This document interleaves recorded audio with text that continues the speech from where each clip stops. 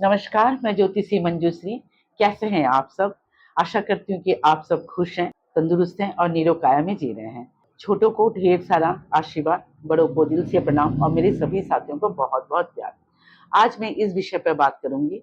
कई लोगों ने मुझे फ़ोन किया है कि जो हम टोटके कहते हैं, वो उसको कर नहीं पाते क्योंकि उनका रोज़ मंदिर जाना उनके लिए प्रॉब्लम हो जाता है।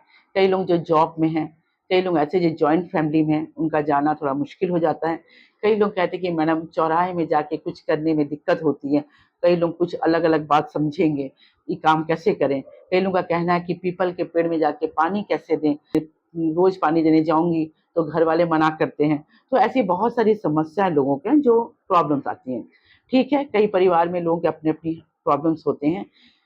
कई लोगों ने मुझे ये कहा कि मैडम हम रोज़ मंदिर जाकर दर्शन नहीं कर पाते या हवन नहीं कर पाते हैं।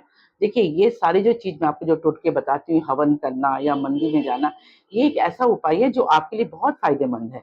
ये आपका ही नहीं, आपके पूरे परिवार का ये आपके लिए बहुत फ़ायदा देता है या पूरा परिवार के लिए ये ऐसा काम होता है, जो आपके अकेले का नहीं होता है। अगर आप छोटे-छोटे टोटके करते हैं, वो आपको मैं एक ऐसा छोटे-छोटे टोटके बता रही हूँ, जो आप अपने शांत घर में अकेले में बैठ के आप कर सकते हैं। बहुत ही सरल, बहुत ही छोटा-सा उपाय है, जो आप इसको कर सकते हैं। लेकिन इसका मतलब ये नहीं है कि आप हवन नहीं कर पाएँगे या मंदिर जाना आपके लिए मुश्किल है। जो लोग जा सकते हैं, वो ज़रूर जाइए क्योंकि मंदिर में जाके पूजा करना वो एक ऐसी शक्ति है, वहाँ पे एक ऐसा वातावरण रहता है, एक ऐसी एनर्जी रहती है, जो आपका, आपका परिवार का भला ही होता है।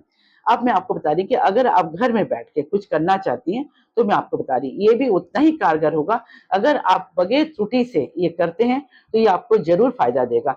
अगर अनजाने में कोई त्रुटि हो जाती है या कहीं आप काम करने कुछ गड़बड़ हो गया, तो इसमें आपको उतना फल नहीं मिलेगा। तो मेरी बातों को आप गौर से सुनिएगा, आपको करना क्या है। देखिए, हर इंसान के जीवन में जब ईश्वर ने आपको जन्म दिया, तो कोई ना कोई ऐसा है जो आपकी रक्षा करता है। कोई एंजल ऐसी होगी जो आपकी रक्षा करती है। आपने कई बार अनुभव किया होगा कि जब आप विपत्ति में पड़ते हैं या जब आपका बहुत बुरा समय आता है, कोई एक ऐसा हाथ आगे आता है जो आपको विपत्ति से बाहर निकल आता है। चाहे बीमारी संबंधित हो, चाहे किसी तरह का संकट हो। इसका मतलब है कि आपके लिए भी कोई ना कोई है जो आपकी रक्षा करेगा। बस आपको उनको पुकारना है। अब आप पुकारेंगे कैसे? आप रात के समय शांत माहौल में थोड़ा बैठ जाइए। कहते हैं कि रात में भी देवियाँ घूमती हैं, कुछ एंजल ऐसे होते हैं जो रात में भी भ्रमण करते हैं। अगर आपकी बात उन तक पहुँच जाती है, आपकी मनोकामना उन तक पहुँच जाती है, तो जान लीजिए कि आपकी सारी प्रॉब्लम्स खत्म हो जाएगी और वो आपको कहेंगी तथास्तु, यानी कि आपका काम हो जाएगा। अब आपको करना क्या है? आप रात को सोते समय आपकी जो मनोकामना उसकी कल्पना करिए कि आप चाहती क्या हैं और जो भी चाहेंगी बहुत सोच समझ के माँगिएगा, क्योंकि धन माँगना कि मुझे धन चाहिए मत करिएगा। सबसे पहले तो हमारे शरीर जो हम निरोग काया में रहें, हमारा परिवार निरोग काया में रहे और उसके बाद आपके बच्चा, आपका परिवार, फिर आर्थिक संकट, ये सारी चीज़ें आप माँग सकती हैं। आपको करना क्या? आपको पीतल का एक लोटा लेना है, लोटे में आपको सफ़ेद चंदन का एक लेप लगा दीजिए। बाहर तरफ सफ़ेद चंदन का लेप लगा दीजिए। लेप लगाने के बाद उस लोटे के ऊपर आप कुमकुम से 5 ठो बिंदी लगाइए। 5 बिंदी लगाने के बाद उस लोटे में आप पानी भरिए। पानी भरिए, भरने के बाद आप थोड़ा-सा चावल बगैर टूटा हुआ नहीं होना चाहिए, थोड़ा चावल आप उसमें डालिए। 1 इलायची डालिए, इलायची बुध का प्रतीक है, आप उसको ज़रूर डालिए। डालने के बाद 1 चांदी का सिक्का, आपको चांदी का सिक्का वो भी आप लोटे में डालिए। एक लाल कपड़े से इस लोटे को बाँध दीजिए। मतलब उसका जो मुँह है, आप उस मुँह को लाल कपड़े से बाँध दीजिए।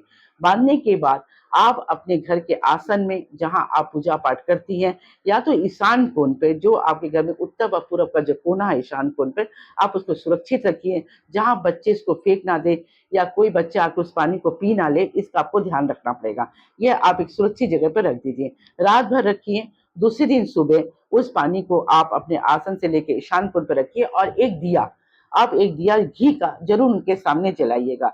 ये 7 दिन तक आप उसको रखिएगा, 7 दिन के बाद फिर इस पानी को बदलिएगा।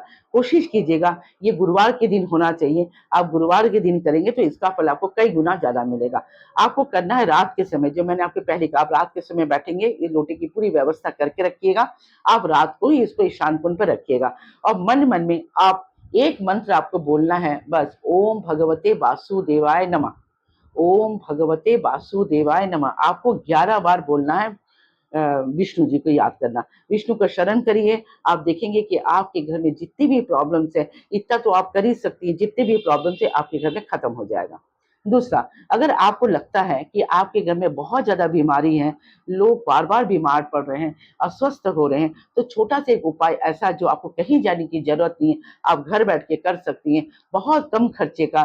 कई लोगों को कई समस्या होती है कि आप जा नहीं पा रही है ना, तो आप इसको जरूर करिए। एक मिट्टी का पात्र लीजिए, मिट्टी के पात्र में आप नीम का पत्ता थोड़ा डाल दीजिए, नीम के पत्ते के साथ आप लुबान, थोड़ी सी लुबान डाल दीजिए, कपूर, आप कपूर डालिए, साथ में 4-5 ठोक लौंग, थोड़ा ज्यादा लौंग लीजिए, लौंग को डालिए। डालने के बाद और एक तुलसी पत्ता, एक तुलसी पत्ता आपको जरूर लेना है, एक तुलसी पत्ता उस पर डालिए। डालने के बाद आप उसको जलाइए। जलाने के बाद जो धुआं होगा, आप अपने घर के चारों तरफ इस धुएं को फैला दीजिए, चारों तरफ कोने, घर के हर कोने कोने पे धुआं के दीजिए। आपके घर में जो भी नकारात्मक चीजें हैं वो नहीं रहेगी। आप देखेंगे कि आप हमेशा स्वस्थ रहेंगे।